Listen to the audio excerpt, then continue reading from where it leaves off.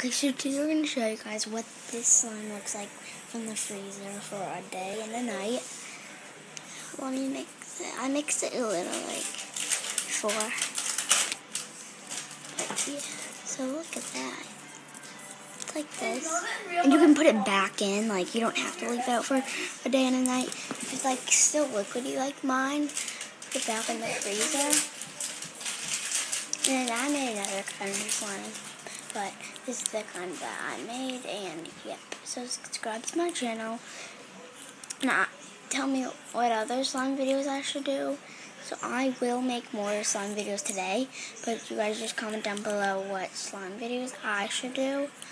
So, yep. So, yeah. So, bye everybody. Thank you for watching my video. And I hope you guys like it.